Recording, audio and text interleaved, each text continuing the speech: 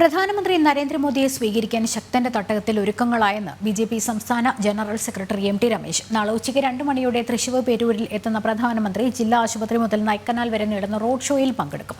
3 മണിക്ക് ആരംഭിക്കുന്ന മഹിളാ സമ്മേളനത്തിൽ മഹിളകൾക്ക് മാത്രമേ പ്രവേശനമുള്ളൂ. സമ്മേളനത്തിൽ മഹിളാ പ്രവർത്തകർക്ക് പുറമെ വിവിധ മേഖലകളിലെ വനിതകൾ പങ്കെടുക്കും. മോദിയുടെ വരവോടെ തൃശൂരിലെ ജനങ്ങളുടെ പൊതുവികാരം അറിയാനാകുമെന്ന് എം.ടി. രമേശ് വ്യക്തമാക്കി. വിവരങ്ങളുമായി മനോജ് ചേരുന്നുണ്ട്. മനോജ്, പ്രധാന സേവകന്റെ വരവുമായി ബന്ധപ്പെട്ട ഒരുക്കങ്ങൾ തയ്യാറെടുപ്പുകളെല്ലാം പൂർത്തിയായെന്ന് അറിയാൻ സാധിക്കുന്നുണ്ട്. അപ്പോൾ ഫൈനലായി അറിയാൻ സാധിക്കുന്ന ശ്രീ എം.ടി. രമേശ് പറഞ്ഞ കാര്യങ്ങളാണ്. അതുമായി ബന്ധപ്പെട്ട എന്തൊക്കെ കാര്യങ്ങളാണ് അദ്ദേഹം പറഞ്ഞത്? പ്രധാനമന്ത്രിയുടെ വരവുമായി ബന്ധപ്പെട്ട് ഒരുക്കുന്ന സ്വീകരണ ചടങ്ങുകൾ, റോഡ് ഷോ ഒക്കെ കുറിച്ച്. ലക്ഷ്മി, പ്രധാനമന്ത്രിയുടെ സന്ദർശനവുമായി ബന്ധപ്പെട്ട് അവസാനഘട്ട ഒരുക്കങ്ങൾ നടക്കുമ്പോഴാണ് ബി.ജെ.പി. സംസ്ഥാന ജനറൽ സെക്രട്ടറി എം.ടി. രമേശ് ഇത്തരത്തിൽ അതിനെക്കുറിച്ച് ഒരു പ്രതികരണം നടത്തിയിട്ടുള്ളത്.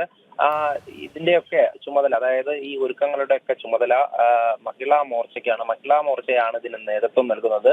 നിരവധി വനിതകളാണ് ഈ ഒരുക്കങ്ങൾക്കും അതുപോലെ തന്നെ മറ്റ് പരിപാടികൾക്കൊക്കെ നേതൃത്വം നൽകുന്നത്. എന്തായാലും നാളെ ഉച്ചയോടെ പ്രധാനമന്ത്രി തൃശ്ശൂരിലേക്ക് എത്തും. തുടർന്ന് നടക്കുന്ന ജില്ലാ ആശുപത്രി മുതൽ നായ്ക്കനാൽ വരെ റോഡിൽ റോഡ് ഷോ നടക്കുന്നതിൽ പ്രധാനമന്ത്രി ജനങ്ങളെ അഭിസംബോധന ചെയ്യും. അതോടൊപ്പം തന്നെ ഇത് കഴിഞ്ഞ് റോഡ് ഷോ കഴിഞ്ഞ് 3 മണിയോടുകൂടിയായിരിക്കും പൊതുസമ്മേളനം ആരംഭിക്കുക.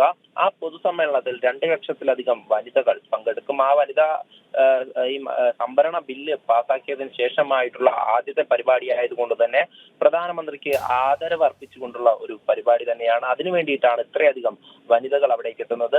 അതോടൊപ്പം തന്നെ ഇതിൽ സാമൂഹിക സാംസ്കാരിക രംഗത്തെ പ്രമുഖർ ഈ പ്രധാനമന്ത്രിയോടൊപ്പം വേദി പങ്കിടും. അതിൽ സംരംഭകയായിട്ടുള്ള ബീന കണ്ണൻ, അതുപോലെ തന്നെ സാമൂഹിക പ്രവർത്തകയായ MS സുനിൽ, വൈക്കം വിജയലക്ഷ്മി, ഉമാ പ്രേമൻ, അതുപോലെ ഈ കുറച്ചു കാലങ്ങൾക്ക് മുൻപായി ഇത്തരത്തിൽ സംസ്ഥാന സർക്കാരിനെതിരെ വലിയ തരത്തിൽ പ്രതിഷേധമൊക്കെ ഉയർത്തിയ മറിയക്കുട്ടി, അതുപോലെ കായിക താരം മിന്നുമണി, ചലച്ചിത്ര താരം ശോഭന എന്നിവരാകും ഈ വേദിയിൽ പ്രധാനമന്ത്രിക്കൊപ്പം വേദി പങ്കെടുക്കുക.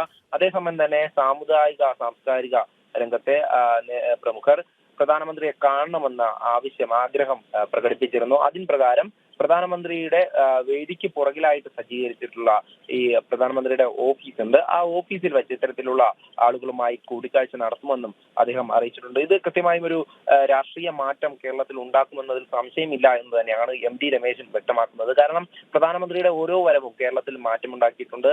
അതോടൊപ്പം തന്നെ ഇത്തരത്തിൽ തൃശ്ശൂരിൽ ഇനിയുള്ള ദിവസങ്ങൾ ഈ ലോക്സഭാ തെരഞ്ഞെടുപ്പിന് മുന്നോടിയായി നിരവധി കേന്ദ്ര നേതാക്കൾ ഈ കേരളത്തിലേക്ക് എത്തുമെന്നും അദ്ദേഹം വ്യക്തമാക്കുന്നുണ്ട്. എന്തായാലും വലിയ തരത്തിലുള്ള ഒരു അനുമോദനം തന്നെയാണ് പ്രധാനമന്ത്രിക്ക് ലഭിക്കാൻ പോകുന്നത്. തൃശ്ശൂരിൽ മാത്രം 2 ലക്ഷത്തിലധികം വനിതകൾ അദ്ദേഹത്തെ സ്വീകരിക്കുവാൻ വേണ്ടി ഒരുങ്ങുകയാണ്. അതിനുവേണ്ടി തൃശ്ശൂർ നഗരം ഒരു ഉത്സവ ലഹരിയിലാണ് ഇപ്പോൾ. അതിന് കഴിഞ്ഞ ദിവസം നടന്ന ഈ ഒരു മെഗാ തിരുവാതിര, അതോടൊപ്പം ഇന്ന് നടക്കാൻ പോകുന്ന 101 കലാകാരന്മാരുടെ നേതൃത്വത്തിൽ നടത്തുന്ന മേളവിരുന്നൊക്കെ തൃശ്ശൂർ നഗരിയെ ഒരു ഉത്സവ നഗരിയാക്കി മാറ്റിക്കൊണ്ടിരിക്കുകയാണ്. എന്തായാലും ഒരു പൂരം തന്നെയാണ് ഈ തൃശ്ശൂരിനെ സംബന്ധിച്ചിടത്തോളം പ്രധാനമന്ത്രിയുടെ വരവ്.